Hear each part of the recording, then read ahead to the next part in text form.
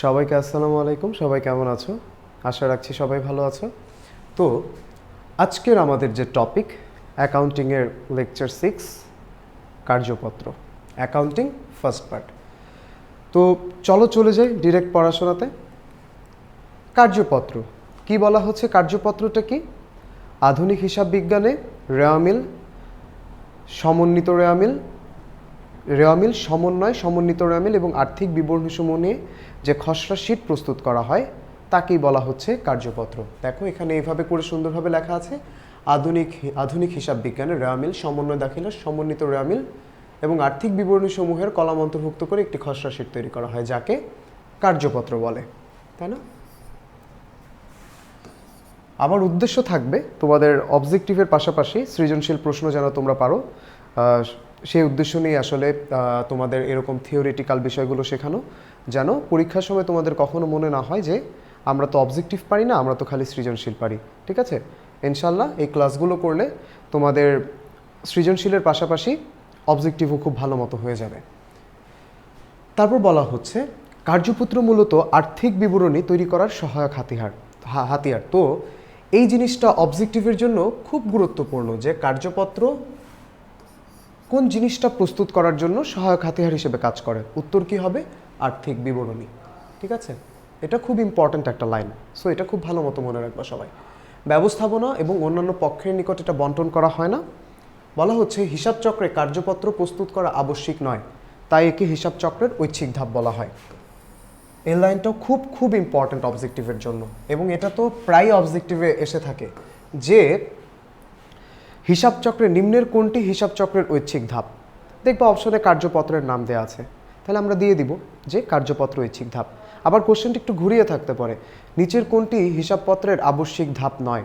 অপশনে দেখবা কার্যপত্র দেওয়া আছে, সো আমরা তখন কার্যপত্র দিয়ে দিব। ঠিক আছে? এরকম কার্যপত্র আছে, বিপরীত দাখিলা আছে, রেওয়ামিল আছে। ঠিক আছে? আধুনিক হিসাব চক্রের ক্ষেত্রে কার্যপত্র আর বিপরীত দাখিলা হচ্ছে ঐচ্ছিক ধাপ, এবং সনাতন হিসাব চক্রের ক্ষেত্রে রেওয়ামিল হচ্ছে ঐচ্ছিক ধাপ। ঠিক আছে? ওকে, তাহলে চলো এবার আমরা চলে আসব সমাপনী দাখিলাতে। এই বেসিক জিনিসগুলো আসলে আমার এই অধ্যায়তে লাগবে। ঠিক আছে? ওকে, আরেকটা জিনিস বলে রাখি যে এই কার্যপত্র আমরা যে প্রস্তুত করব, এই কার্যপত্র আমরা প্রস্তুত করব হচ্ছে 3টা কলাম বিশিষ্ট আর কি প্রস্তুত করা হয়।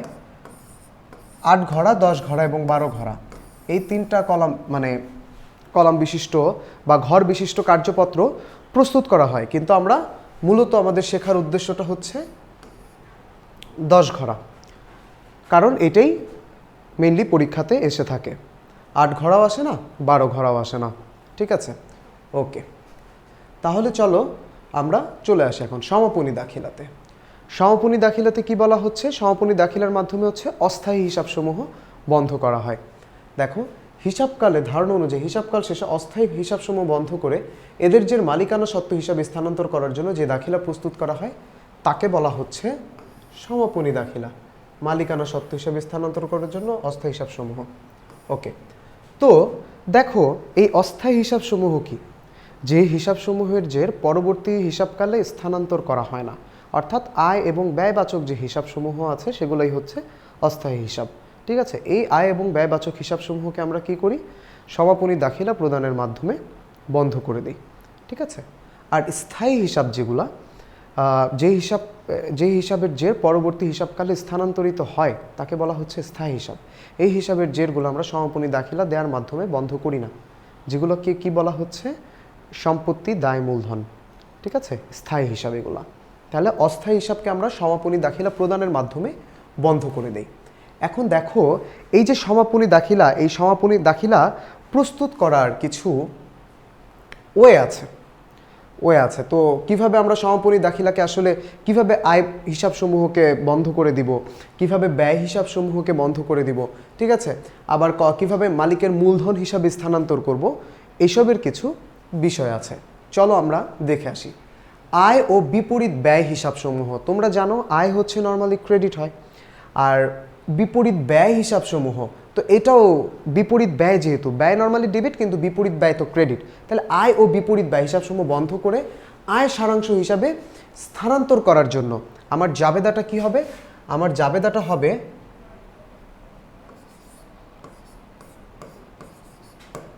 আয়সমূহ, মানে যে ধরনের আয়সমূহ আর কি থাকবে, যে সেবা আয় থাকতে পারে, বিক্রয় থাকতে পারে, এরকম আয়সমূহ যেগুলো থাকবে, আয়সমূহ ডেবিট, আয় বিবরণী ক্রেডিট,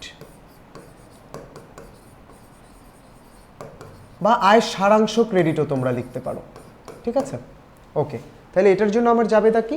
আয়সমূহ ডেবিট, আয় বিবরণী ক্রেডিট। তারপর বলা হচ্ছে ব্যয় ও বিপরীত হিসাবসমূহ বন্ধ করে আয় সারাংশ হিসাবে স্থানান্তর করার জন্য।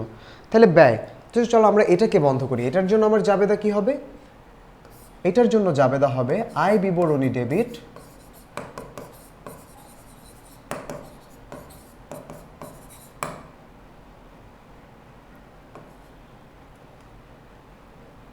ওকে, এটা একটু তোমরা বুঝে নিও। আর হবে ব্যয়সমূহ ক্রেডিট, যে ধরনের ব্যয়গুলো থাকবে। ওকে ওকে, ক্রেডিট। এরপরে দেখো কি বলা হচ্ছে, আয় সারাংশ হিসাব বন্ধ করে মালিকের মূলধন হিসাবে স্থানান্তরের জন্য। এখন অনেকাংশে তোমরা দেখবা কি যে তোমাদের নিট লাভ হয়, ঠিক আছে, আবার অনেক অংশে দেখবা তোমাদের নিট ক্ষতি হচ্ছে। ঠিক আছে, সো এখন তোমরা চিন্তা করো, যখন আয় ব্যয়ের চেয়ে বেশি হবে, যখন আয় অর্থাৎ দেখবা যে এই অংশটা ব্যয়ের চেয়ে বেশি হচ্ছে, তখন আমার নিট লাভ হচ্ছে। আবার যখন এই অংশের চেয়ে বেশি হচ্ছে, অর্থাৎ ব্যয় আয়ের চেয়ে বেশি হচ্ছে, তখন আমার নিট ক্ষতি হচ্ছে। তাহলে আমরা কি করব? আয় সারাংশ হিসাব বন্ধ করে মালিকের মূলধন হিসেবে স্থানান্তর করার জন্য এটার দুইটা জাবেদা আছে। দুইটা জাবেদা কি কি? চলো আমরা লিখে ফেলি, আসো। যখন নিট লাভ হচ্ছে, নিট লাভের ক্ষেত্রে আমার জাবেদা হচ্ছে আয় বিবরণী ডেবিট,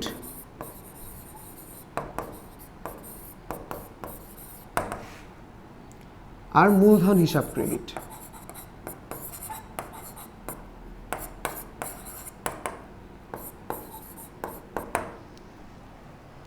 আর আরেকটা বিষয় হচ্ছে নিট ক্ষতির ক্ষেত্রে,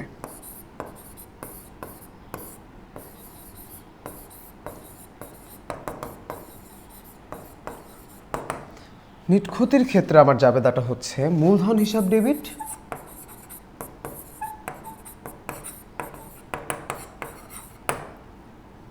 আয় বিবরণী ক্রেডিট।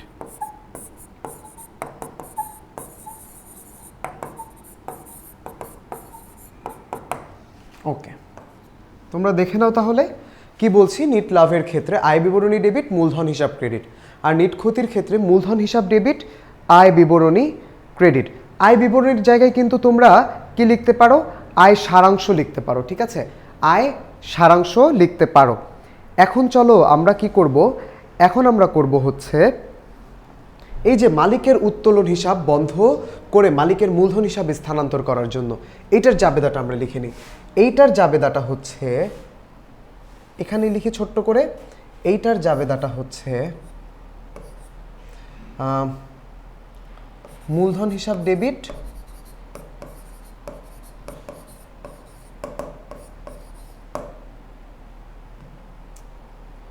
এখানে একটু জায়গার শর্টেজ হচ্ছে, তো তোমরা একটা মিনিট দাঁড়াও, আমি আবার সুন্দর করে লিখছি।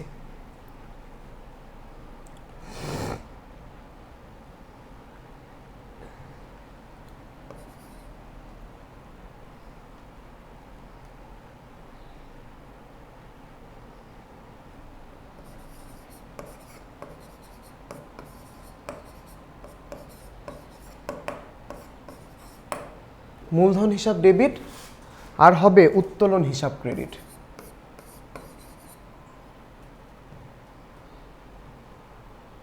আজকে বারবার ব্ল্যাক স্লাইডে চাপ লাগতেছে।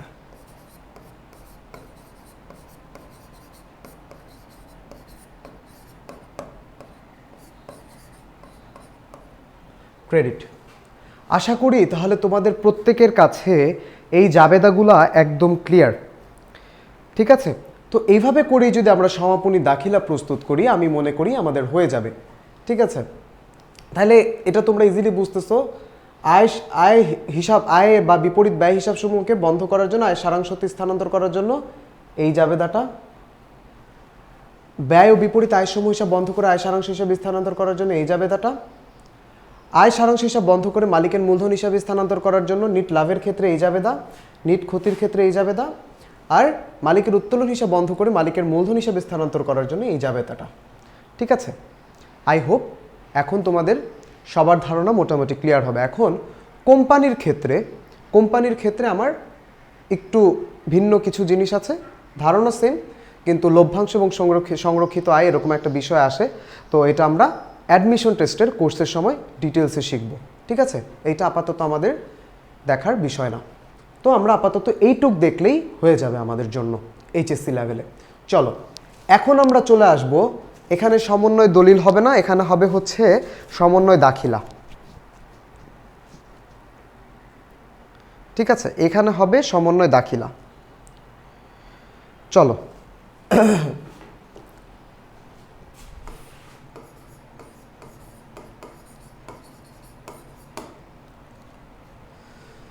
সমন্বয় কথাটির অর্থ হচ্ছে মিলকরণ বা মেলানো।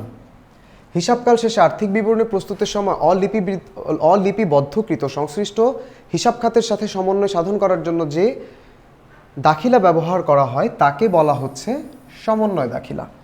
তো চলো আমরা একটা জিনিস জেনে আসি, সমন্বয় দাখিলার ক্ষেত্রে কিছু বিষয় আছে, এটা আমরা অনেক ডিটেলসে শিখবো অ্যাডমিশন টেস্টের কোর্সে, বাট এখন কিছু ধারণা আমরা রাখবো। এই সমন্বয় দাখিলার ক্ষেত্রে কি করতে হয়, তোমাদের কিছু বিষয় আছে, যেমন মনে করো একটা সম্পদ, অগ্রিম খরচ, অগ্রিম ব্যয়, এটা কি একটা সম্পদ না? তেমনি সম্ভার বলো, সাপ্লাইজ বলো, এগুলো একটা সম্পদ। তো আমরা সম্পদসমূহকে যখন, স্বাভাবিক নিয়ম কি, সম্পদসমূহকে আমরা সম্পদ হিসাবে লিপিবদ্ধ করব। যখন সম্পদসমূহকে সম্পদ হিসাবে লিপিবদ্ধ করা হয় তখন ব্যবহৃত অংশ সমন্বয় করা হয়। কি বলছি? যখন অগ্রিম খরচ বা সাপ্লাইজ বা সম্ভার এরকম সম্পদসমূহকে সম্পদ হিসাবে লিপিবদ্ধ করা হয় তখন আমরা ব্যবহৃত অংশ সমন্বয় করি। ব্যবহৃত অংশ সমন্বয় করার মানে কি, আমি ব্যয় বেশি দেখাচ্ছি, সম্পদ কম দেখাচ্ছি। কি বললাম? ব্যবহৃত অংশ সমন্বয় করার মানে হচ্ছে ব্যয় বেশি দেখানো, সম্পদ কম দেখানো, তাই না? ঠিক যদি এটাকে সমন্বয় না করি তাহলে কি করা হবে? সম্পদ বেশি দেখানো হবে, ব্যয় কম দেখানো হবে। আবার এই অগ্রিম খরচ বা সম্ভার বা সাপ্লাইজ এগুলাকে যদি ব্যতিক্রম নিয়মে খরচ হিসাবে দেখানো হয় বা ব্যয় হিসাবে দেখানো হয়, কি বললাম? অগ্রিম খরচ, সম্ভার বা সাপ্লাইজ এগুলোকে যদি ব্যতিক্রম নিয়মে ব্যয় বা খরচ হিসেবে দেখানো হয় তাহলে আমরা অব্যবহৃত অংশ সমন্বয় করি। অব্যবহৃত অংশ সমন্বয় করার মানে হচ্ছে সম্পদ বৃদ্ধি পাচ্ছে এবং ব্যয় হ্রাস পাচ্ছে, অর্থাৎ সম্পদ হবে ডেবিট, ব্যয় হবে ক্রেডিট। আর সমন্বয় না করলে কি হবে? ব্যয় বৃদ্ধি পাবে, সম্পদ হ্রাস পাবে। এই ধারণাটা, এই যে কথাগুলো বললাম, এই কথাগুলো খুব সুন্দর মতো মাথায় তোমরা নিয়ে নিবা। ঠিক আছে? ঠিক একইভাবে যখন আমরা অগ্রিম আয়ের আরেকটা নাম আমি তোমাদের কি বলেছি? অনুপার্জিত আয়। এটা স্বাভাবিক নিয়মে কি একটা দায়। অগ্রিম আয় বা অনুপার্জিত আয় স্বাভাবিক নিয়মে একটা দায়। তো যখন স্বাভাবিক নিয়মে একে দায় হিসাবে দেখানো হচ্ছে তখন আমরা উপার্জিত অংশ সমন্বয় করি। কি বললাম? অগ্রিম আয় বা অনুপার্জিত আয়কে যখন স্বাভাবিক নিয়মে দায় হিসাবে দেখানো হয় তখন আমরা উপার্জিত অংশ সমন্বয় করি। তো উপার্জিত অংশ সমন্বয় করার মানে হচ্ছে আমার আয় বৃদ্ধি পাবে, দায় হ্রাস পাবে। আয় বৃদ্ধি পাওয়া মানে হচ্ছে আয় ক্রেডিট হবে, আর দায় হ্রাস পাওয়া মানে দায় ডেবিট হবে। আর সমন্বয় না করলে কি হবে? দায় বৃদ্ধি পাবে, আয় হ্রাস পাবে। ঠিক আছে? ঠিক একইভাবে এই অগ্রিম আয় বা অনুপার্জিত আয়কে যদি আমরা ব্যতিক্রম নিয়মে আয় হিসাবে দেখাই, আয় হিসাবে দেখানো হলে আমরা অনুপার্জিত অংশ সমন্বয় করব। অনুপার্জিত অংশ, তো অনুপার্জিত অংশ সমন্বয় করার মানে হচ্ছে আমার দায় বৃদ্ধি পাচ্ছে, আয় হ্রাস পাচ্ছে, সমন্বয় করছি কিন্তু। তো দায় বৃদ্ধি পাওয়া মানে দায় হচ্ছে ক্রেডিট, আবার আয় হ্রাস পাওয়া মানে আয় হচ্ছে ডেবিট। আবার যদি আমরা সমন্বয় না করি তাহলে কি হবে? আয় বৃদ্ধি পাবে, দায় হ্রাস পাবে। তো এই কি বললাম, এই কনসেপ্টগুলো কিন্তু খুব ভালো মতো মনে রাখতে হবে, ঠিক আছে। আবার আমরা যদি বকেয়া ব্যয়কে সমন্বয় করি তাহলে আমার ব্যয় এবং দায় উভয় বৃদ্ধি পাবে। তাহলে বকেয়া ব্যয়কে সমন্বয় করার ফলে আমার কি প্রভাব পড়ে হিসাব সমীকরণে? ব্যয় ও দায় দুটোই বৃদ্ধি পায়। আর বকেয়া আয়কে যখন আমরা সমন্বয় করি, বকেয়া আয়কে সমন্বয় করার ফলে আমার আয় এবং সম্পদ দুটোই বৃদ্ধি পায়। বকেয়া আয়কে সমন্বয় করার ফলে আমার আয় এবং সম্পদ দুটোই বৃদ্ধি পায়। আশা করি তোমাদের কাছে এখন ধারণাটা ক্লিয়ার হয়েছে, কারণ ভালো মতো কথাগুলো শুনে বারবার রিপিটেডলি শুনবা, দেখবা মাথার মধ্যে ঢুকে যাবে। আমি তোমাদের জন্য এটা একটা চার্ট প্রস্তুত করে দিয়ে দিব, কোনো টেনশন করার দরকার নেই, তবে সেটা অ্যাডমিশন টেস্টের কোর্সে, কারণ এইচএসসিতে এত এরকম ডিটেলস ধারণা লাগে না, ঠিক আছে। তো আমি তোমাদের সাথে কিছু অংশ শেয়ার করলাম।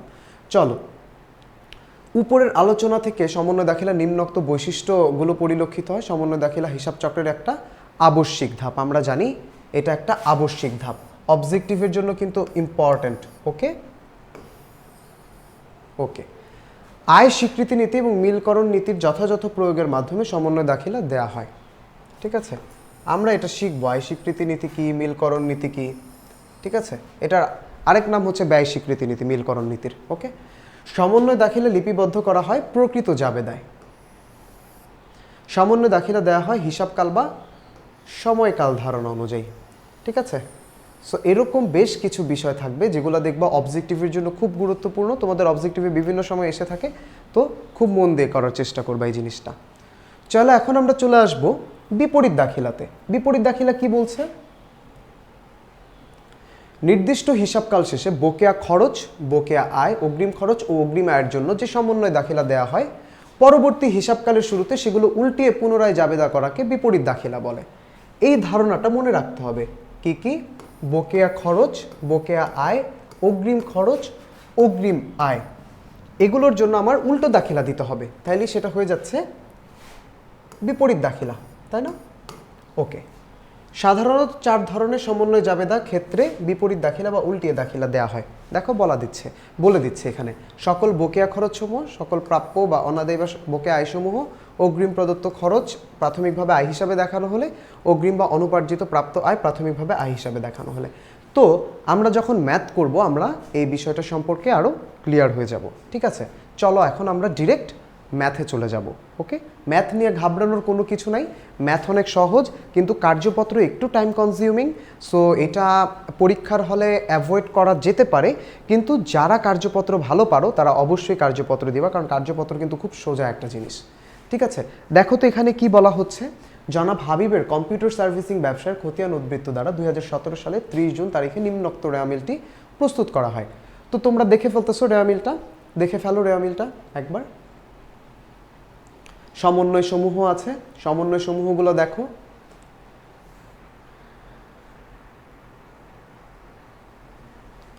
ঠিক আছে, সমন্বয় সমূহগুলো আমরা দেখেছি, এখন দেখি আমরা কোশ্চেনগুলো।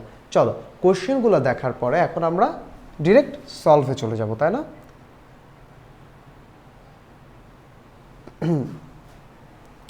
বলা হচ্ছে মোট সেবা আয়ের পরিমাণ নির্ণয় করো। চলো আমরা নির্ণয় করি।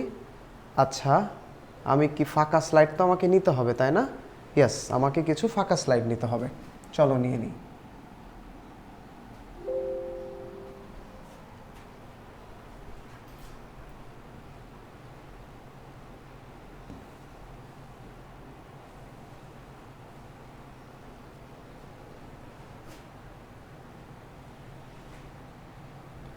আপাতত 3টা করেই নিচ্ছি, পরবর্তীতে কয়টা লাগবে পরে দেখে নিব।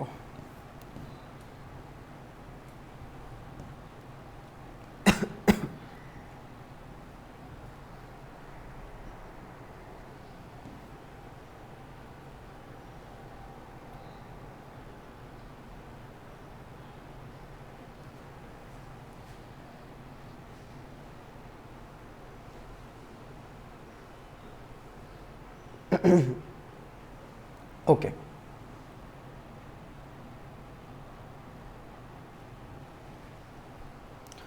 চলো আমরা মোট সেবা আয়ের পরিমাণ নির্ণয় করি।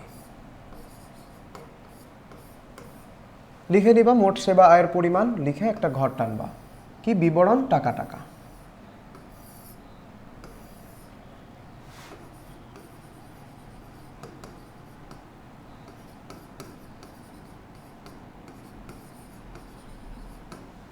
ওকে, চলো দেখে আসি। আচ্ছা, এখানে একটা সমন্বয় দেখতে পাচ্ছি, ধারে সেবা প্রদান 5,000 টাকা হিসাবের বইতে লিপিবদ্ধ হয়নি। আবার দেখি তো এখানে সেবা আয় আছে কিনা। ইয়াস, এখানে সেবা আয় আছে, এই যে সেবা আয়, তাই না? এই যে সেবা আয়, এটা কত? 63,000 টাকা আছে। তাহলে চলো আমরা লিখে ফেলি সেবা আয়।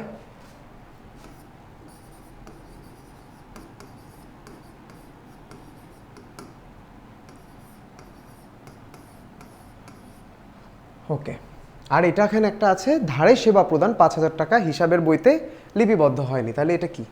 অলিখিত সেবা আয়, তাই না? প্লাস অলিখিত সেবা আয়।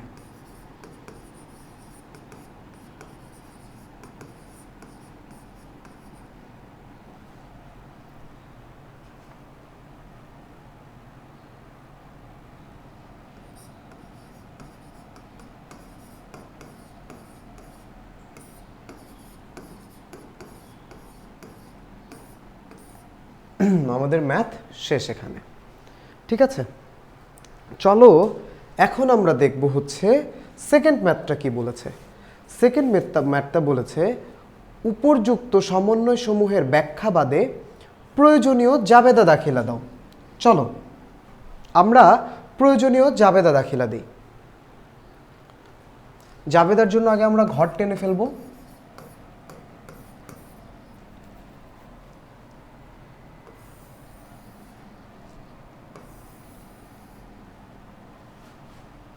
চারটা জাবেদা এখানে হবে, হবে আশা করি।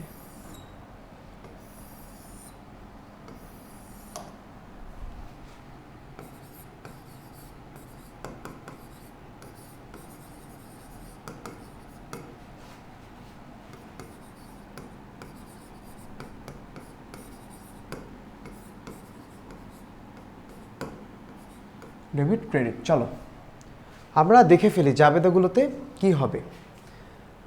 কি বলা হচ্ছে ধারে, আচ্ছা তারিখ হচ্ছে 2017 সালের 30শে জুন।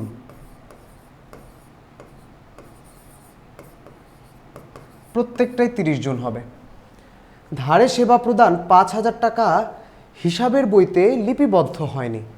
তো হিসাবের বইতে লিপিবদ্ধ হয়নি, অলিখিত সেবা আয়, তার মানে তুমি সেবা আয় হয়েছে তোমার, তুমি এখনো টাকাটা পাবা, টাকাটা তোমার প্রাপ্য।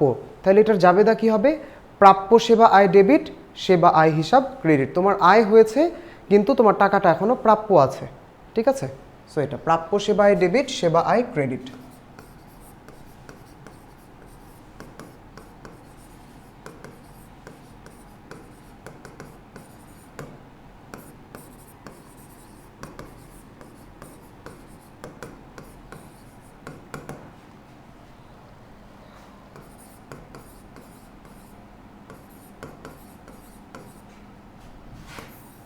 ওকে, তারপর বলছে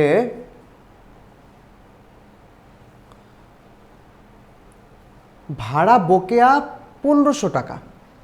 ভাড়া বকেয়া আছে 1500 টাকা। তোমরা চিন্তা করো, ভাড়া বকেয়া আছে, তাহলে কি বলেছি, যখন ভাড়া বকেয়া, এটা হচ্ছে একটা বকেয়া ব্যয়, তাহলে সমন্বয় কি হয়? ব্যয় ও দায় দুইটাই বৃদ্ধি পায়। তাহলে ভাড়া হচ্ছে ব্যয়, ভাড়া হিসাব ডেবিট, আর বকেয়া ভাড়া হচ্ছে ক্রেডিট।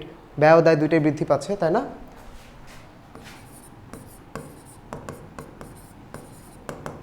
ভাড়া হিসাব ডেবিট,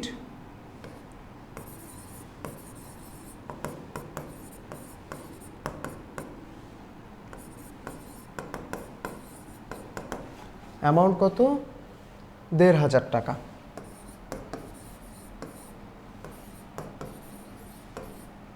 ওকে,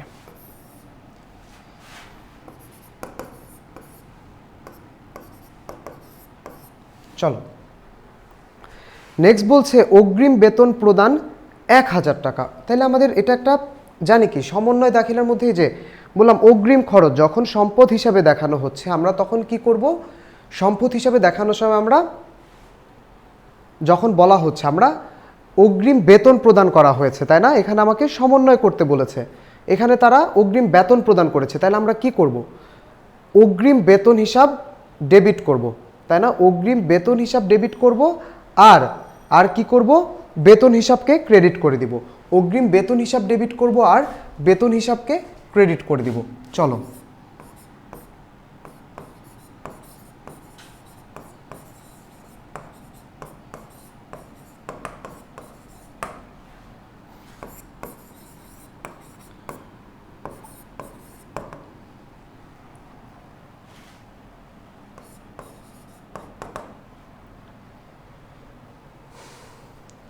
টাকা।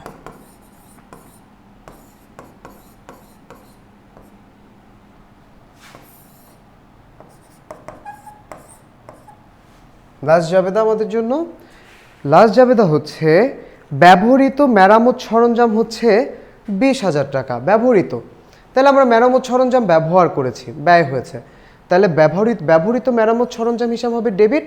আর মেরামত সরঞ্জাম যেটা, তো মেরামত সরঞ্জাম আমার ইয়েতে কি লেখা আছে, এই যে দেখো আমার 10 নম্বরে দেয়া আছে কার্যপত্রের ছকের যে মেরামত সরঞ্জাম, তাহলে মেরামত সরঞ্জাম এটা একটা সম্পদ ধরে নিচ্ছি, তো এটা হচ্ছে ক্রেডিট হয়ে যাবে।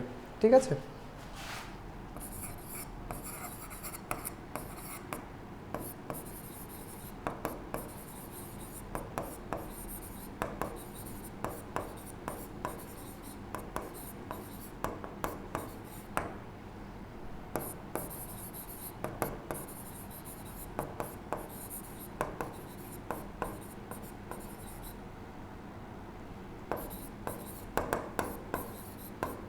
অ্যামাউন্ট কত, অ্যামাউন্ট হচ্ছে 20,000।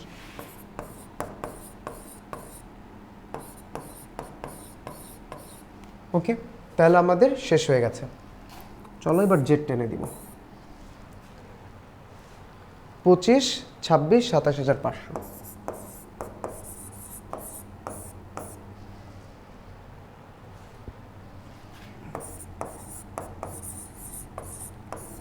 আই হোপ অঙ্কের ধারণা, সমন্বয় দাখিলার ধারণা তোমাদের সবার কাছে ক্লিয়ার হয়েছে। এখানে লিখে নিবা কোম্পানির নাম কি, জনাব হাবিব কম্পিউটার সার্ভিসিংয়ের সমন্বয় দাখিলা, এটা তোমরা প্রত্যেকে লিখে নিবা।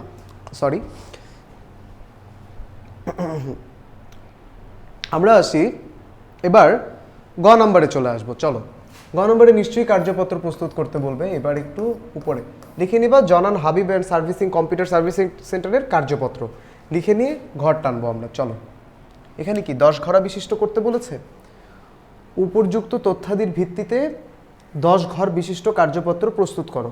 তাহলে চলো আমরা প্রস্তুত করে ফেলি। ওকে, বিবরণ, সমন্বয়, রেয়ামিল, সমন্বয়, সমন্বিত রেয়ামিল, আয় বিবরণ, আর্থিক বিবরণ। ওকে,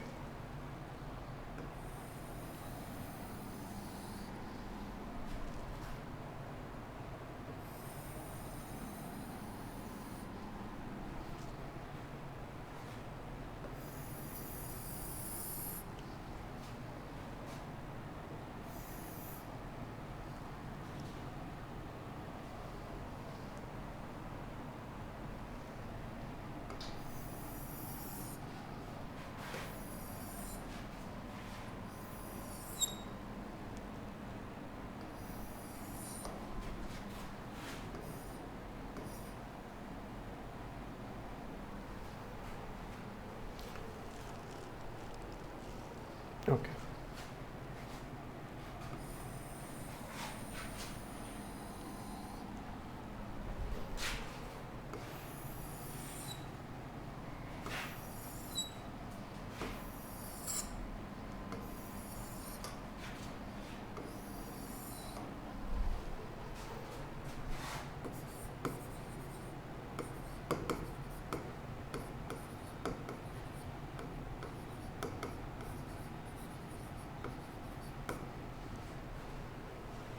রেওয়ামিল আরেকটু সুন্দর করে লিখি। চলো, হয় নাই সুন্দর লেখা, পুরাটাই মুছে গেছে, দেখছো কি একটা অবস্থা।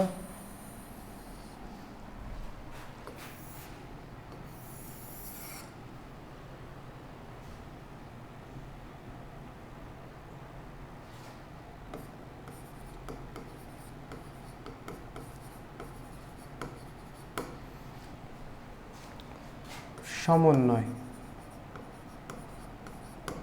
প্রস্তুত করা হবে সমন্বিত রেওয়ামিল।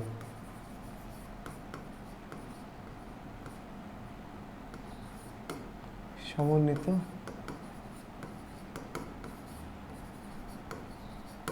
রেওয়া মিল, আয় বিবরণী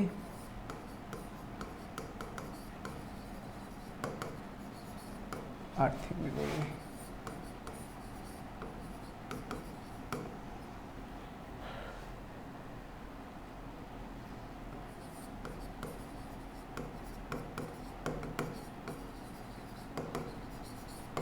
ওকে, চলো আমরা অঙ্কে চলে যাব।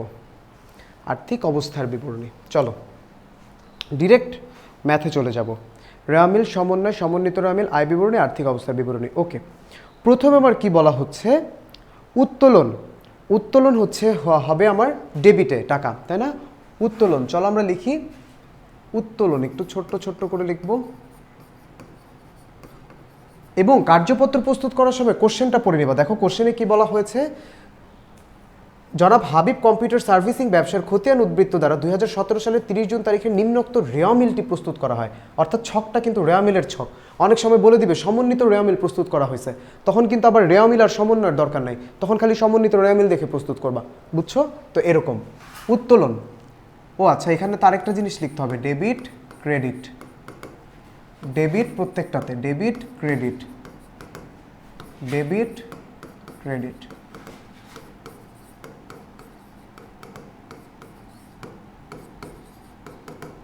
ওকে, উত্তোলন, চলো রেওয়া মিলে 7,500 টাকা আছে। কোনো সমন্বয় আছে? সমন্বয় নাই, তাহলে সমন্বিত রেওয়া মিলে আসবে কত? 7,500 টাকা। এবং উত্তোলন কিসের অন্তর্ভুক্ত? আয় বিবরণী না আর্থিক অবস্থার বিবরণী? অবশ্যই আর্থিক বিবরণী, আর্থিক অবস্থার বিবরণীর। তো এখানে 7,500 বসে গেল। ওকে, তারপর আমরা দেখব মূলধন। চলো মূলধন। ওকে,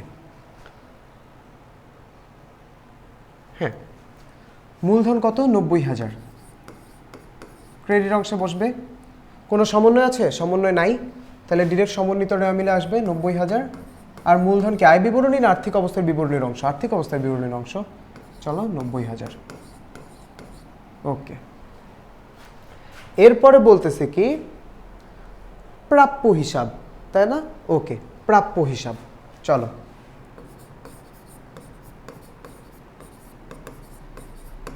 প্রাপ্য হিসাব কত? 43,000 টাকা। সমন্বয় আছে না একটা? সমন্বয় তো একটা আছে, তাই না? এই যে প্রাপ্য হিসাব, প্রাপ্য সেবা আয়, বা এটাকে আমরা প্রাপ্য হিসাবও লিখতে পারি, এটাকে আমরা প্রাপ্য হিসাবও লিখতে পারি, ঠিক আছে? ওকে, প্রাপ্য হিসাবও লিখতে পারি। তো একটা তো সমন্বয় আছে, তাহলে সমন্বয়টা কি ডেবিট আছে না ক্রেডিট আছে? প্রাপ্য হিসাবের যে সমন্বয়টা, প্রাপ্য সেবায় বা প্রাপ্য হিসাবে সমন্বয়টা ডেবিটটা। ওকে, চলো তাহলে আমরা সমন্বয় কি বসাবো? ডেবিটে বসাবো 5,000 টাকা। তাহলে এই যে ডেবিট, এটাও ডেবিট এটাও ডেবিট, তাহলে যোগফল কত হবে? ডেবিটে বসবে 48,000 টাকা সমন্বিত রেওয়া মিলে। আর প্রাপ্য হিসাব কি আর্থিক অবস্থার বিবরণীর অংশ। চলো 48,000 একদম ডিরেক্ট আর্থিক অবস্থার বিবরণীতে।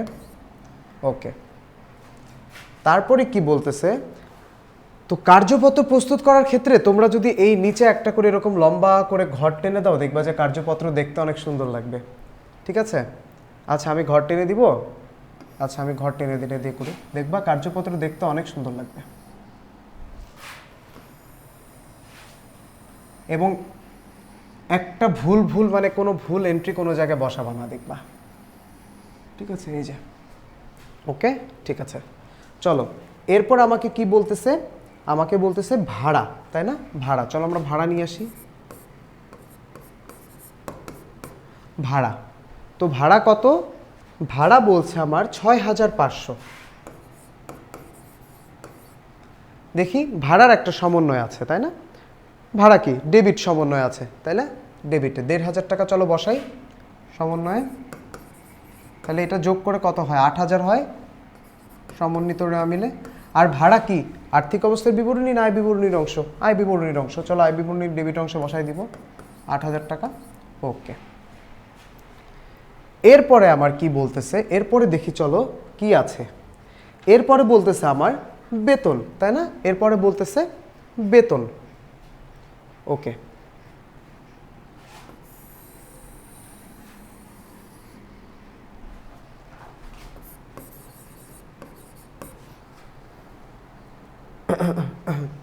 বেতন, বেতন কত?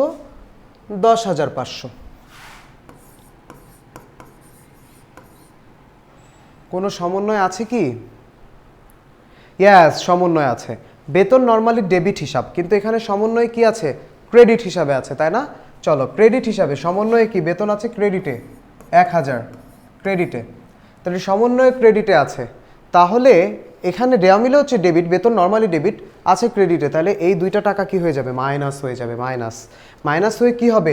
উদ্বৃত্ত কি? ডেবিট উদ্বৃত্ত। ডেবিট উদ্বৃত্ত বড় না ক্রেডিট উদ্বৃত্ত বড়? ডেবিট উদ্বৃত্ত বড়। সো সমন্বিত দেওয়া মিলে ডেবিট উদ্বৃত্তে বসবে। কত? 9500।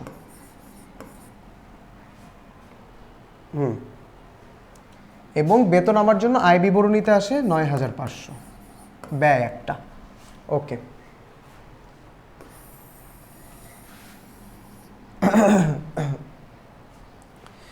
তারপরে আসতেছে কি? কমিশন প্রাপ্তি, তাই না? কমিশন প্রাপ্তি, এটা আমার জন্য একটা আয়, 7500 টাকা। কমিশন প্রাপ্তি, ক্রেডিটে 7500, কোনো সমন্বয় নাই, সমন্বিত রেওয়া মিলে 7500, আর আমার যেহেতু আয়, আয় বিবরণীতে 7500। ওকে ওকে, তারপরে বলা হচ্ছে ব্যাংক জমা। ব্যাংক জমা, চলো, এটা আমার জন্য একটা সম্পদ, 3000, কোনো সমন্বয় নাই, সমন্বিত রেওয়া মিলে ডেবিট দিকে 3000, আর হচ্ছে আর্থিক অবস্থা বিবরণী, যেহেতু একটা সম্পদ।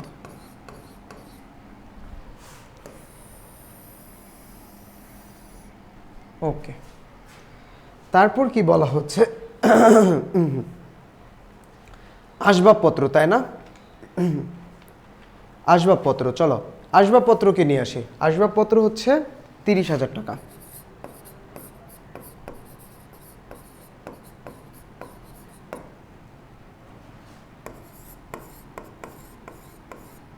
দেখছো অনেক টাইম কনজিউমিং না? এটা সময় লাগে করতে অনেক। সমন্বিত রেওয়া মিলে ডেবিটে 30,000, আবার আর্থিক অবস্থার বিবরণীতে 30,000। ওকে, তারপরে বলা হচ্ছে সেবা আয়। আমার সেবা আয়ের তো সমন্বয় আছে, সেবা আয় কত ছিল? 63,000। দেখি তো সেবা আয় কত এখানে। সেবা আয় নর্মালি ক্রেডিট, একটা আয়, আবার এখানেও আছে ক্রেডিটে। চলো ক্রেডিটে বসে 5000, তাহলে আমার সমন্বিত রেওয়া মিল কত হবে? 68,000 ক্রেডিট অংশে। আর আয় যেহেতু আয় বিবরণীতে বসবে 68,000, তাই না? ওকে, দুইটা পেজ লাগবে মনে হচ্ছে। ঠিক আছে, দুইটা পেজ নিয়ে নেব, কোনো ব্যাপার না। এরপরে বলতেছে মেরামত সরঞ্জাম, তাই না? মেরামত সরঞ্জাম 60,000।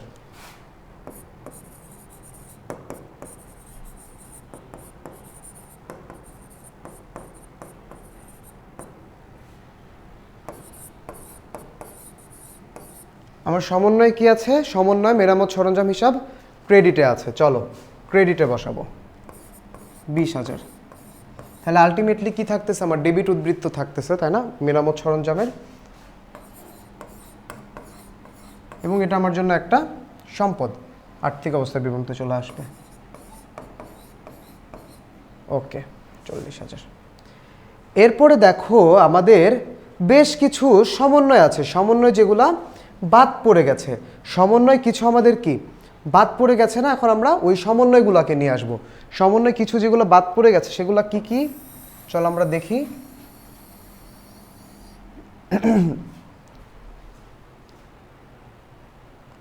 এইটার তো দুইটাই আসছে মনে হয়, প্রাপ্য হিসাব সেবা আয় আসছে, বকেয়া ভাড়া হিসাব বাদ পড়ছে, তাই না? বকেয়া ভাড়া হিসাব ক্রেডিটের, বকেয়া ভাড়া কত? 1,500 টাকা, শুধু সমন্বয় বসবে ক্রেডিটে। তারপর আবার কোথায় যাবে? সমন্বিত রেওয়া মিলে যাবে। সমন্বিত রেওয়া মিলে ক্রেডিটে, তাই না? সমন্বিত রেওয়া মিলে ক্রেডিটে যাবে। আর যাবে হচ্ছে বকেয়া ভাড়া, এটা হচ্ছে একটা বকেয়া ভাড়া, আমার জন্য একটা দায়, তাহলে এটা আর্থিক অবস্থার বিবরণীতে এখানে আসবে ক্রেডিটে। চলো ওকে,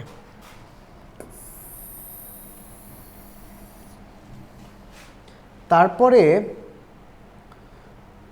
আমার আর বাদ পড়েছে হচ্ছে বেতন আমি এনেছি, অগ্রিম বেতন বাদ পড়েছে না? অগ্রিম বেতন বাদ পড়েছে আর ব্যবহৃত মেরামত সরঞ্জাম বাদ পড়েছে।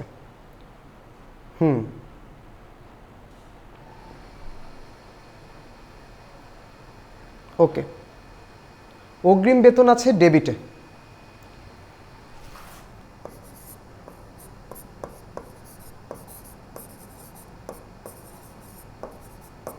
অগ্রিম বেতন আছে ডেবিটে, সমন্বয় 1000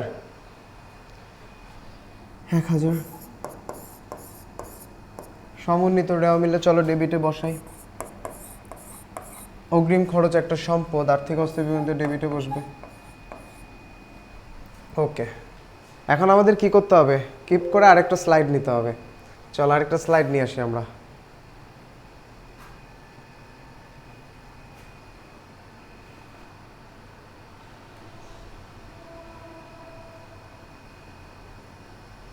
ওকে, অগ্রিম বেতন আসছে, আরেকটা আছে, একটু কষ্ট করে পুরা ঘর তো আর টানবো না, জাস্ট একটুখানি টানবো।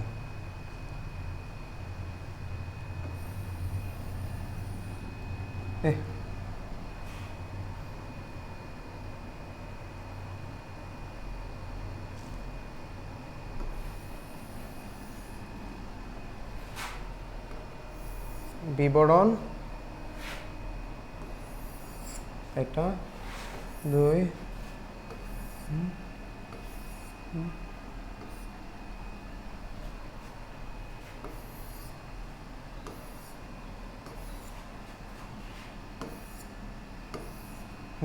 চলো কি বলছে? ব্যবহৃত মেরামত সরঞ্জাম, তাই না? আমার কত ছিল? 20,000 টাকা। ব্যবহৃত মেরামত,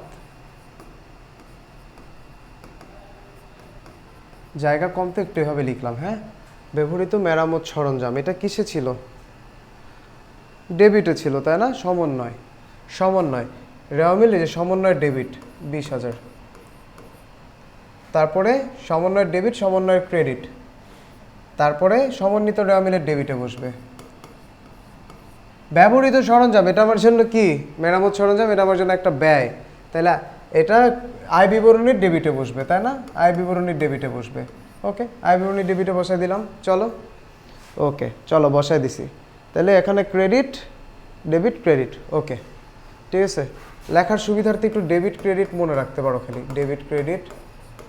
এটা আবার পরীক্ষার হলে এভাবে কেউ দিও না, ঠিক আছে? যদি ঘর টানো পুরোটাই টাইনো, নাহলে এরকম করে জাস্ট টেনে রেখো।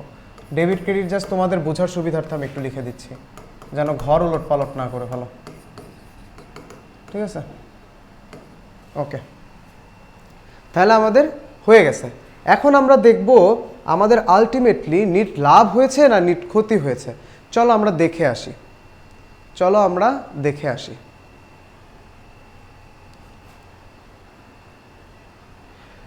সব সময় মনে রাখবা, যদি আয় বিবরণীর ক্রেডিট পাশ বড় হয় তাহলে আমার নিট লাভ হয়েছে। যদি আয় বিবরণীর ক্রেডিট পাশ বড় হয় তাহলে আমার নিট লাভ হয়েছে। তাহলে দেখি তো এখানে আমার কোন পাশ বড়, আয় বিবরণীর ডেবিট না ক্রেডিট? আয় বিবরণীর ক্রেডিট পাশ বড়, তাই না? 68,000 আর 7,500, 68,000 আর 7,500। আমরা এখানে একটা জিনিস আগে লিখে নেই যে নিট লাভ হয়েছে, আমরা বুঝে গেছি নিট লাভ হয়েছে, আমরা লিখে নিব। আচ্ছা, একটা দাগও দিয়ে দিই আগে এখানে, তাহলে সুন্দর লাগবে দাগটার জন্য। হবে একটা নিট লাভের দাগ, এখন একটু বড় করে দিলাম। আরেকটা হবে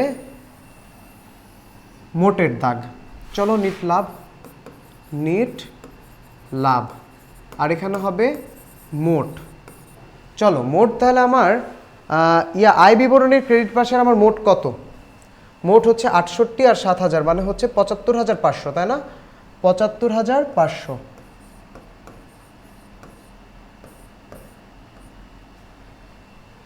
চলো তাহলে আমার নিট লাভ বলেছি ক্রেডিট পাস বড় হবে, তাহলে জের তো অবশ্যই ডেবিট পাশে বসবে, তাই না? বলেছি ক্রেডিট পাস বড় হবে, তাহলে জের অবশ্যই ডেবিট পাশে বসবে, নিট লাভের জেরটা, তাই না? চলো ক্রেডিট পাস বড় হলে নিট লাভ হবে, জের আমরা ডেবিট পাশে বসাবো। এখন কত বসাতে হবে যোগ করে দেখি কত হচ্ছে। 8 আর 9,000 কত? 17,500 হচ্ছে, আর এখানে 20,000 আছে, মানে 37,500। তাহলে আমার 37,000, 75,500 থেকে 37,000 বাদ দিলে আমার কত থাকে? আচ্ছা আমি করে নেই, 38,000 থাকে মেবি। 75,500 মাইনাস 37,500, ইয়েস 38,000 থাকে নিট লাভ। তাহলে ডেবিটে বসিয়ে দিচ্ছি, এবং এই পাশের ডেবিটে বসাবো, এটা মনে রাখবো যে আমরা এই পাশের ডেবিটে বসাচ্ছি, এবং এটা আমার আর্থিক অবস্থার বিবরণীর ক্রেডিটে বসাবো, আর্থিক অবস্থার বিবরণীর ক্রেডিটে বসাবো। নিট লাভ আবারও বলে দিচ্ছি, আয় বিবরণীর যদি ক্রেডিট পাস বড় হয় তাহলে আমার নিট লাভ হবে, আর যদি আয় বিবরণীর ডেবিট পাস বড় হয় তখন আমার নিট ক্ষতি হবে। তাহলে যখন নিট লাভ হচ্ছে তখন নিট লাভের জের হচ্ছে আমার আয় বিবরণীর ডেবিট পাশে বসবে, আর আর্থিক অবস্থার বিবরণীর ক্রেডিট পাশে বসবে। আর যখন নিট ক্ষতি হবে তখন আমার নিট ক্ষতির জের আমার আয় বিবরণীর ক্রেডিট পাশে বসবে এবং আর্থিক অবস্থার বিবরণীর ডেবিট পাশে বসবে। ঠিক আছে, ধারণাটা সবাই মনে রাখবা। তাহলে 38,000, চলো তার মানে এটাও 75,500 হয়ে গেছে, আমাদের এটা মিলে গেছে। এখন আমরা আলটিমেটলি দেখবো যে সবগুলো মিলে গেছে কিনা। রেওয়া মিল তো মিলেই যাবে, রেওয়া মিলের জের কত দেয়া আছে চলো দেখি। রেওয়া মিল তো মিলেই যাবে, তাই না? কারণ রেওয়া মিল তো 1,60,500, যেটা কিনা তোমার ইয়েতেই দেয়া আছে 1,60,500। রেওয়া মিল মিলে যাবে 1,60,500। এটা তো সবাই কোশ্চেন দেখে দেখেই তুলবা। চলো দেখি সমন্বয় এগুলো মিলেছে কিনা। চলো 6, 7, 27,500, 2 ডেবিট আর ক্রেডিট যদি মিলে যায় অঙ্ক এটা হয়ে গেছে। 25, 26, 27,500, ইয়েস, মনে হচ্ছে তো অঙ্ক হয়ে গেছে, সবই মিলে যাচ্ছে, দেখছো? মিলে যাবে, আসলে মিলে যাবে। চলো এটা একটু যোগ বিয়োগ করি। ওকে, 55,500, 63,500, 72, 73,000, 76,000, 1,06,000, 1,46,000, 1,47,000, 1,67,000, ইয়েস 1,67,000।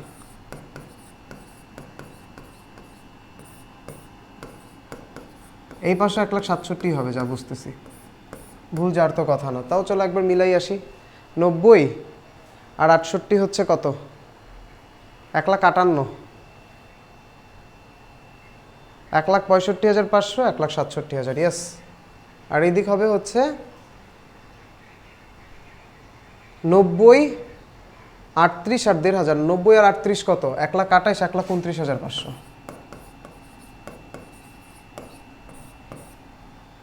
আচ্ছা এটার অনেকে এক ভাববা, সুন্দর মতো আবার লিখে দিই।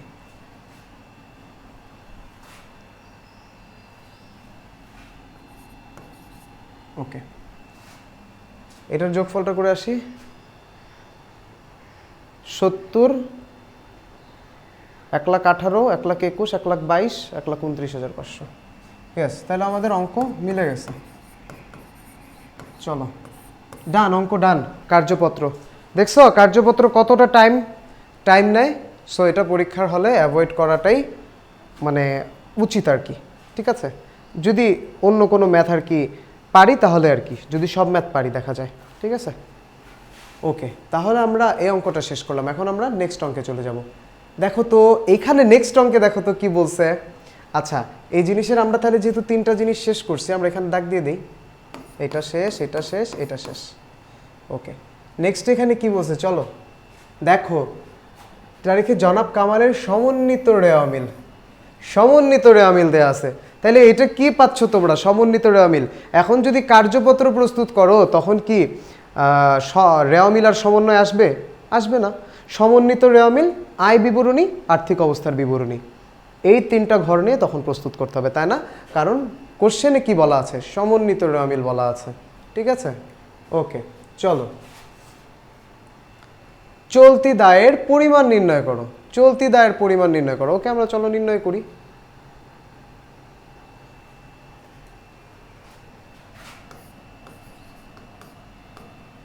চলো আমরা একটু দেখে নেই যে কি কি আছে।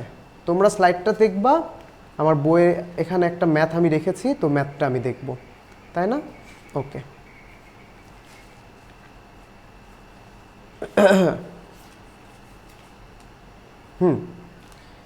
চলো, চলতি দায় কি কি আছে? প্রাপ্য হিসাব না, সেবা আয় না, মূলধন উত্তোলন না, বেতন খরচ না। এটা খুব ইজি, এটা খুব ইজি মানে প্রচণ্ড ইজি। প্রদেয় হিসাব আর প্রদেয় বেতন আছে, তাই না? প্রদেয় হিসাব আর প্রদেয় বেতন, এটার কত ইজি অঙ্ক।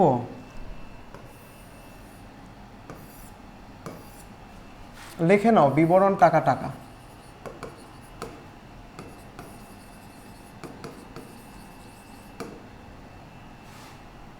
চলতি দায়ের পরিমাণ লিখে নিব উপরে, তারপরে কি প্রদেয় হিসাব 20,000 টাকা,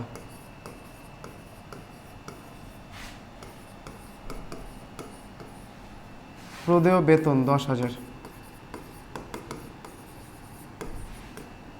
ইজি মানে প্রচুর ইজি, এটা দেখছো একদম এক ধাক্কায় হয়ে গেছে ম্যাথ। 30,000 টাকা, তাই না? হয়েছে, হয়ে গেছে। ওকে, একটা জিনিস একটু দেখে আসি। ওকে ওকে, তাহলে এই যে এইটার কথা যে বলছে, আমি আচ্ছা আমি এইটা প্রস্তুত করে দিই। নেক্সটের যেটা আছে সমন্বিত রেয়ামিল পর্যন্ত প্রস্তুত করো, ওইটা তোমাদেরকে SW দিয়ে দিব, ঠিক আছে? চলো এইটা প্রস্তুত করে দিই। উপর্যুক্ত তথ্যাবলী হতে উপর্যুক্ত ঘর বিশিষ্ট কার্যপত্র প্রস্তুত করো। আমার কি কি দেয়া আছে তোমরা দেখছিলা? আমার দেয়া আছে হচ্ছে সমন্বিত রেয়ামিল দেয়া আছে, তাহলে আমার শালি সমন্বিত রেয়ামিল, আর্থিক আয় বিবরণী, আর্থিক অবস্থার বিবরণী লাগবে, তাই না? চলো ঘরটা নিই।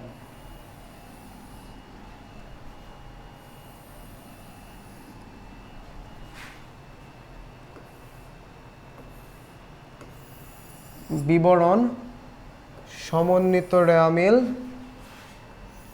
আয় বিবরণী, আর্থিক অবস্থা বিবরণী। চলো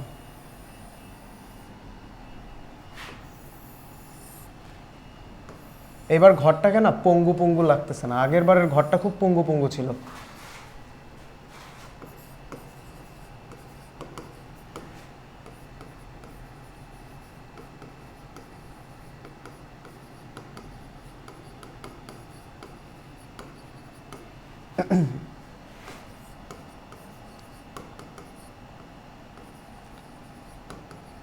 এরকম আদলেরই অঙ্ক থাকবে, তোমরা বাসায় কিন্তু বেশি বেশি প্র্যাকটিস করবা, ঠিক আছে? অঙ্ক এরকমই থাকবে ইনশাল্লাহ, অর্থাৎ এরকম ধাঁচেরই থাকবে অঙ্ক। প্রত্যেকটাতে চলো ডেবিট ক্রেডিট লিখি।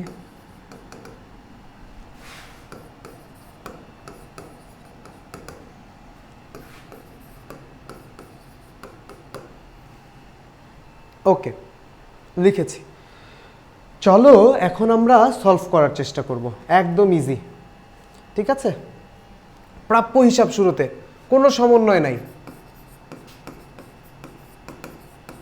কারণ সমন্বিত রেয়ামিল থেকে প্রস্তুত করতেছি। প্রাপ্য হিসাব কত? 1,50,000। ডিরেক্ট কই চলে যাবে? আর্থিক অবস্থার বিবরণীতে। ওকে, তারপরে সেবায় 1,50,000।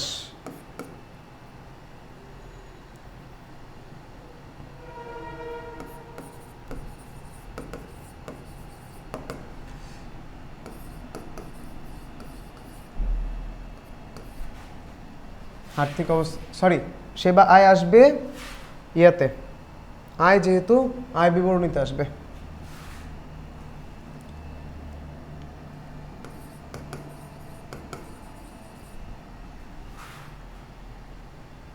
আচ্ছা একটু সুন্দর করেই করি। ওকে, তারপর বলতেছে হচ্ছে মূলধন কত? 70,000।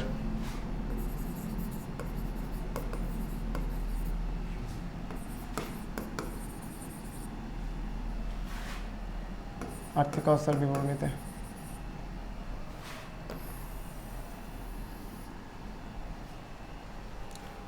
উত্তোলন হচ্ছে 20,000।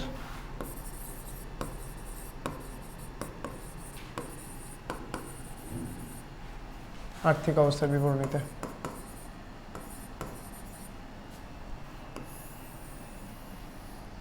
ওকে। বেতন হচ্ছে 40,000।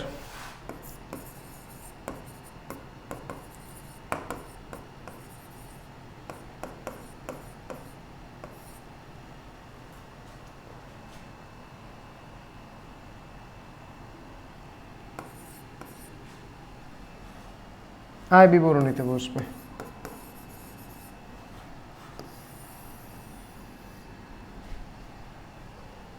এরপর আছে বিমা খরচ আছে 30,000।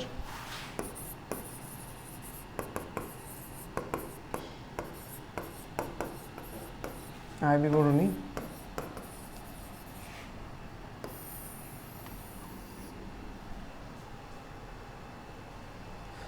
এরপর আছে অগ্রিম বীমা। অগ্রিম বীমা একটা অগ্রিম খরচ সম্পদ।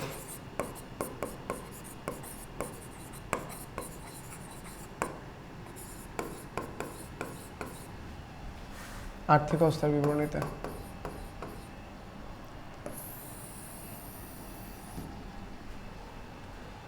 এরপর হচ্ছে প্রদেয় হিসাব 20,000 আর প্রদেয় বেতন 10,000। চলো লিখে ফেলবো ডিরেক্ট। প্রদেয় হিসাব 20,000 আর দায় একটা আর্থিক অবস্থার বিবরণীতে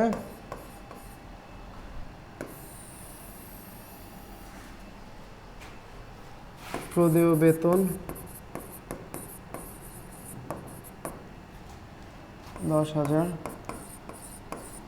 দায় একটা।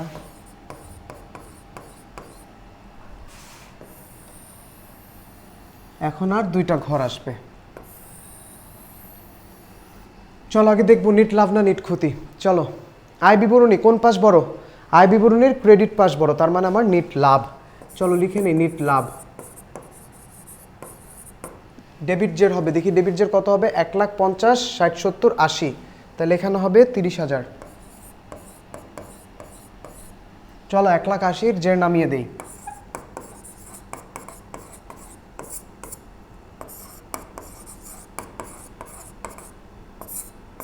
ওকে, তারপর এখানে 30,000, তাহলে আর্থিক অবস্থার বিবরণীর ক্রেডিট পাশে, সরি আমি কোন পাশে 30,000 লিখেছি? ও না সরি, 30,000 তো হবে না। আরে আমি একটা জিনিস ভুল করেছি, সরি গাইস, সরি একটা জিনিস ভুল করেছি, তোমরা একটু ভালো মতো ইয়ে করো। আমি একটু ভুল দেখেছিলাম, হ্যাঁ 1,80,000 হবে না। ওকে চলো কি হচ্ছে এখানে 1,50,000, তাই না? আয় বিবরণীর ক্রেডিট পাশে 1,50,000। চলো জেড টেনে দিই 1,50,000, আগে জেড টেনে দিলাম। ওকে 1,50,000 টেনে দিলাম। এখন আমার আসবে এখানে, দেখি কত আসছে। এখানে 40 আর 30,000 আছে, তাই না? ডেবিট পাশে 40 আর 30,000, তাহলে কত হলে 1,50,000 হবে? 80,000 হতে হবে। 80,000, 80,000, তাহলে 1,50,000। ওকে ওকে 1,50,000 হয়ে গেছে এখন। আর এটা পরে আর্থিক অবস্থার বিবরণী কই চলে যাবে? ক্রেডিট পাশে চলে যাবে। আমার আর্থিক অবস্থার বিবরণীও মিলে যাবে। চলো দেখি 1,50,000 60 70 80। আমি আসলে এই দুইটা দেখে ফেলছিলাম, তো এই জন্য ভুল করছি, তোমরা হয়তো বা সবাই বুঝছো। যাই হোক এখন ঠিক হয়ে গেছে। দেখো 1,50,000 60 70 1,80,000, দেখি এই পাশের যোগফল 8 70 1,50,000 60 70 80। হ্যাঁ ওকে। আর হচ্ছে এবার এই জায়গাটা আমি দেখে নেই কত হয়েছিল, বলাই আছে 2,50,000 টাকা। চলো 2,50,000।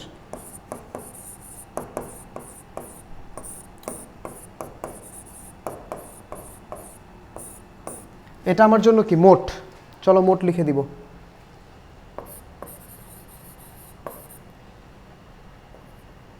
মোট ওকে, তাহলে আমার এটাও শেষ, কার্যপত্র প্রস্তুত করা শেষ। দেখছো তাহলে কিন্তু খুব ইজি, তাই না? সমন্বিত রেওয়ামিল দেওয়া ছিল, তো আমার কোশ্চেনে খেয়াল করতে হবে কোশ্চেনে কি বলছে। বলা আছে সমন্বিত রেওয়ামিল, তাহলে এভাবে সমন্বিত রেওয়ামিল থেকে আস্তে করে প্রস্তুত করে দিয়ে দিব, তাই না? এবার গ নাম্বারে বলেছে সেই কাঙ্ক্ষিত সমাপনী দাখিলা। চলো আমরা সেই কাঙ্ক্ষিত সমাপনী দাখিলা, তো এটা কোন কোম্পানি? এটা কোন কোম্পানির কথা বলা হচ্ছে? জনাব কামালের সমাপনী দাখিলা আমরা উপরে লিখে নিব। জনাব কামালের সমাপনী দাখিলা লিখে আমরা একটা জাবেদার ঘর টানি। চলো,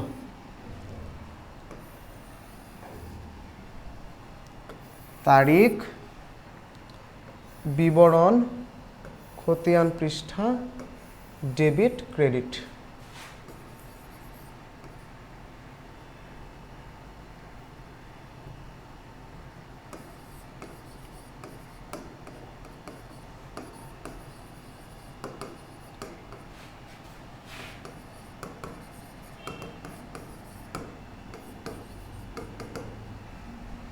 তারিখ, বিবরণ, খতিয়ান পৃষ্ঠা, ডেবিট ক্রেডিট হচ্ছে 2017 ডিসেম্বর 31, তাই না? 2017 ডিসেম্বর 31।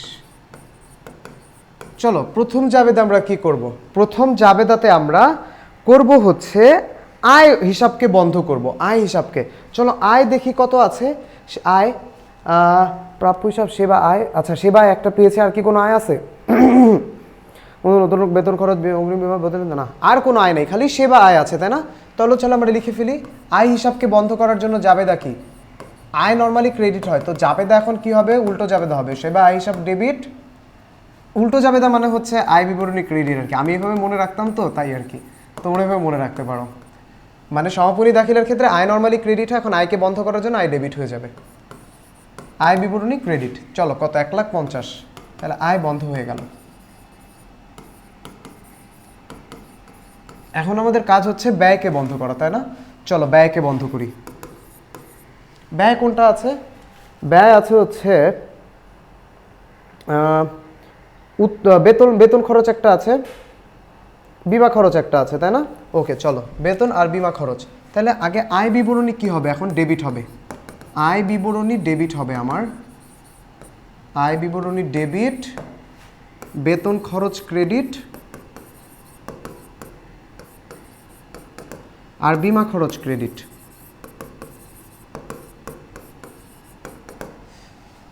ঠিক আছে, চলো কত দেখি। বেতন খরচ 40,000, বিমা খরচ হচ্ছে 30,000। আগে এখানে লিখে নিই 40,000, এখানে লিখে নেব 30,000। তাহলে আমার আয় বিবরণী কত ডেবিট হবে? 70,000।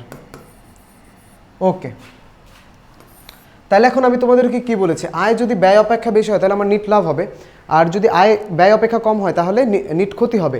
তাহলে অর্থাৎ ব্যয় বেশি হলে নিট ক্ষতি হবে। তাহলে এখানে কি বলা হচ্ছে? আয় বেশি না? দেখো তো তোমরা, আয় বেশি না? তাহলে আয় কত টাকা বেশি? 80,000 টাকা বেশি না? তাহলে আয় বেশি, 80,000 টাকা বেশি। তাহলে আমার কি হয়েছে? তাহলে আমার হয়েছে নিট লাভ। তো নিট লাভ, এখন এই জাবেদাটা কি হবে? নিট লাভটা চলো আমরা দেখে ফেলি। আয় বিবরণী ডেবিট, মূলধন হিসাব ক্রেডিট, তাই না?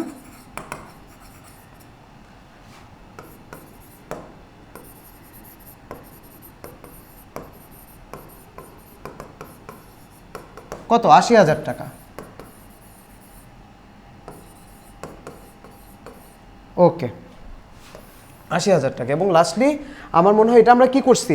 এই নিট আয়কে বা নিট লাভকে আমরা মূলধন হিসাবে স্থানান্তর করেছি। এখন আমরা কি করব? উত্তোলনের হিসাব বন্ধ করব। উত্তোলন হিসাব বন্ধ করব। চলো, উত্তোলন কত আছে আমার? উত্তোলন আছে 20,000 টাকা, তাই না? চলো আমরা জাবেদা দিয়ে দিই। আমরা জানি জাবেদা কি হবে উত্তোলন হিসাবকে বন্ধ করার জন্য? মূলধন হিসাব হবে ডেবিট, উত্তোলন হিসাব হবে ক্রেডিট।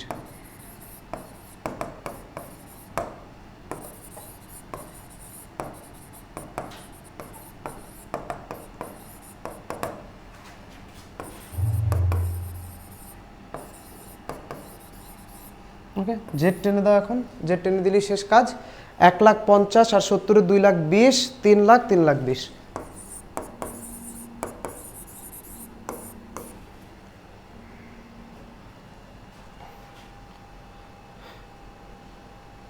এক লাখ 50, 2,20,000।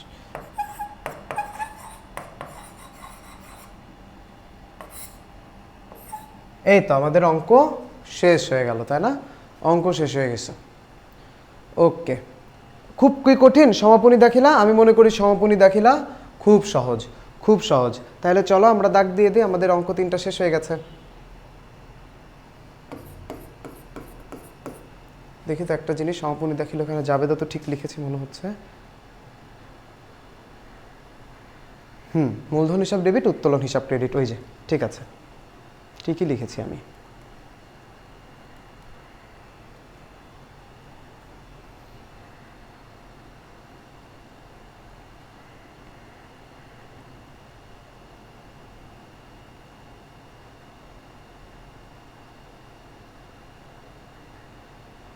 ওকে, চলো এবার আমরা তাহলে নেক্সট অঙ্কে চলে যাই। নেক্সট অঙ্ক, হ্যাঁ, নেক্সট অঙ্কে চলে আসি। মিস্টার সানির 2017 সালের 31 ডিসেম্বর তারিখে নিম্নোক্ত রেওয়ামিল ও অন্যান্য তথ্য দেওয়া হলো।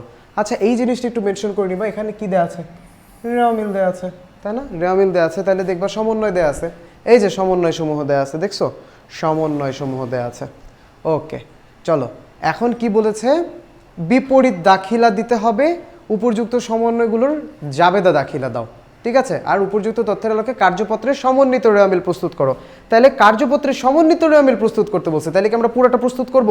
অর্থাৎ রেওয়ামিল সমন্বয় সমন্বিত রেওয়ামিল, রেওয়ামিল সমন্বয় সমন্বিত রেওয়ামিল, একটু প্রস্তুত করলেই হবে। আয় বিবরণী আর আর্থিক অবস্থার বিবরণীর কোনো দরকার নেই প্রস্তুত করার। ঠিক আছে, চলো আমরা অঙ্কটাতে যাই। মিস্টার সানির 2017 সালে, হ্যাঁ এটা অঙ্কটা 31 ডিসেম্বর, এটা না? ইয়াস, এটা।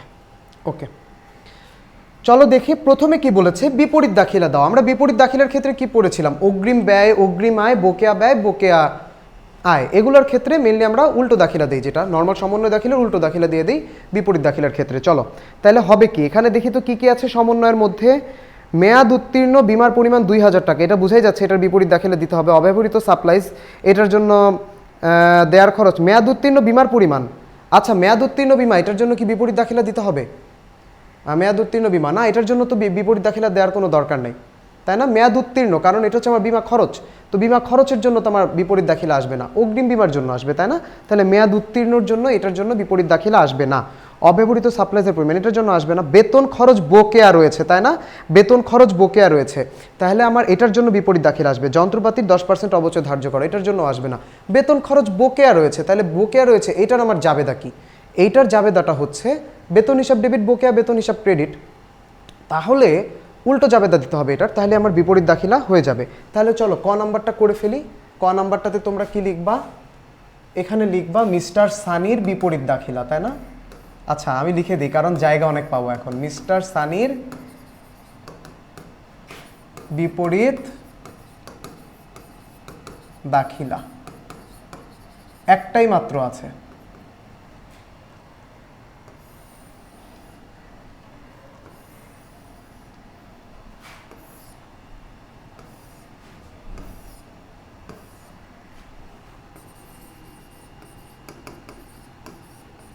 তারিখ, বিবরণ, খতিয়ান পৃষ্ঠা, ডেবিট, ক্রেডিট। চলো, তারিখ হচ্ছে 2017 সালের ডিসেম্বর 31।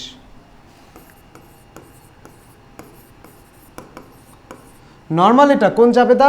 বেতন খরচ বকেয়া রয়েছে, বেতন হিসাব ডেবিট, বকেয়া বেতন হিসাব ক্রেডিট। তাহলে এখন হবে উল্টো জাবেদা, বকেয়া বেতন হিসাব ডেবিট,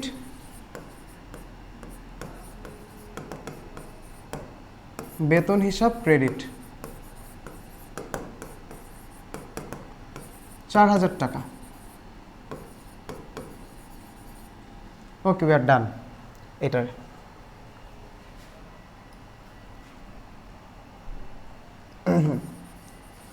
ওকে, এটার আর জেড টানার কোনো দরকার নাই, ঠিক আছে? ওকে, তাহলে এরপর আমরা চলে যাব হচ্ছে উপর্যুক্ত সমন্বয়গুলোর জাবেদা দাখিলা দাও। চলো আমরা দিয়ে দিই জাবেদা দাখিলা। উপর্যুক্ত সমন্বয়গুলোর কি জাবেদা হবে?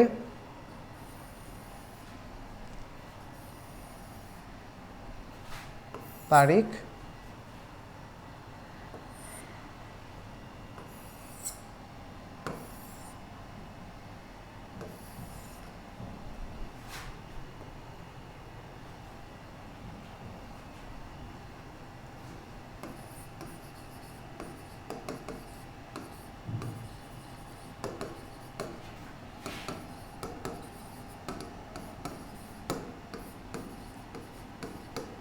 Debit, credit. ওকে, ঠিক আছে, চলো এখন তারিখ হচ্ছে 2017 ডিসেম্বর 31। প্রথমটা কি ছিল? এই যে মেয়াদ উত্তীর্ণ বিমার পরিমাণ 2000 টাকা, তাহলে উত্তীর্ণ মানে এইটা আমার একটা খরচ হয়েছে, তাই না? খরচ হয়েছে অগ্রিম বিমা থেকে, খরচ হয়েছে, তাই না? অগ্রিম বিমা থেকে, বিমা হিসাব ডেবিট। আমার কারণ আমি অগ্রিম বিমা দিয়েছিলাম, অগ্রিম বিমা থেকে আমার মেয়াদ উত্তীর্ণ হয়েছে, ঠিক আছে? মনে করো আমার এখানে অগ্রিম বিমা আমি কত দিয়েছিলাম? অগ্রিম বিমা আমি দিয়েছিলাম হচ্ছে 6,000 টাকা, এর মধ্যে 2,000 টাকার মেয়াদ উত্তীর্ণ হয়ে গেছে, তাহলে এটা আমার জন্য একটা খরচ, তা এই জন্যে এটার জন্য বিপরীত দাখিল আসে না, কারণ এটা একটা খরচ। আর অগ্রিম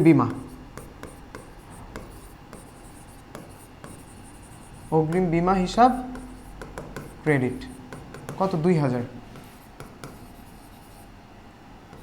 সমন্বয়ে খরচের কথা বলা আছে, তাই বিপরীত দাখিলা আসে নাই।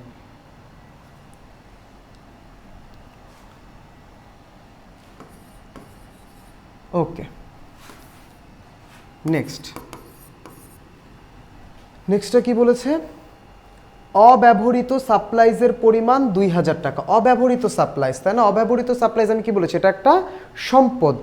সরি, অব্যবহৃত সাপ্লাইজ, হ্যাঁ অব্যবহৃত সাপ্লাইজ হচ্ছে একটা সম্পদ, তাই না? তাইলে আমার এখন কি হচ্ছে, অব্যবহৃত অংশ, তাহলে অব্যবহৃত সাপ্লাইজের পরিমাণ আছে 2,000 টাকা, তাহলে আমার জাবেদা কি হবে, অব্যবহৃত সাপ্লাইজ হিসাব ডেবিট, সাপ্লাইজ হিসাব ক্রেডিট। তো কারণ সাপ্লাইজের মধ্য থেকে অব্যবহৃত রয়ে গেছে, অব্যবহৃত সাপ্লাইজ হিসাব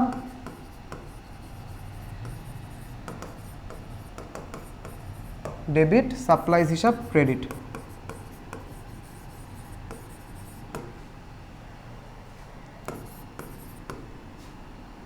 হিসাব ক্রেডিট 2,000 টাকা। ওকে, তারপরে বলছে বেতন খরচ বকেয়া রয়েছে 4,000 টাকা। ওকে, জাবেদে দিয়ে দাও বেতন হিসাব ডেবিট, বকেয়া বেতন হিসাব ক্রেডিট।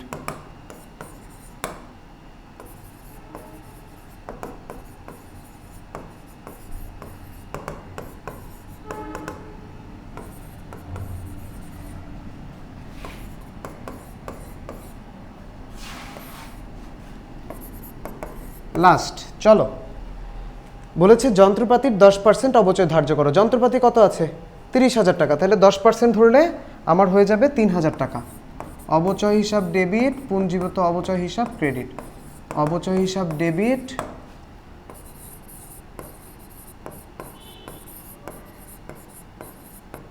পুঞ্জীভূত অবচয় হিসাব ক্রেডিট 3,000 টাকা। চলো জেড টেনে দিই, তাহলে আমার ম্যাথ শেষ। 2 2 4 8 11।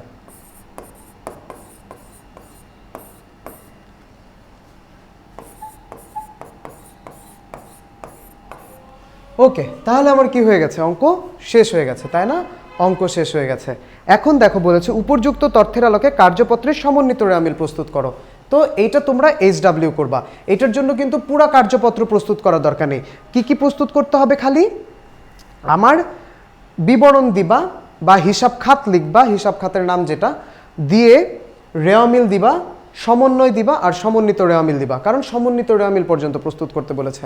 আয় বিবরণী এবং আর্থিক অবস্থার বিবরণী প্রস্তুত করার কোনো দরকার নাই, ঠিক আছে? কোনো দরকার নাই। ওকে, তাহলে এইটা তোমরা HW করবা, ঠিক আছে?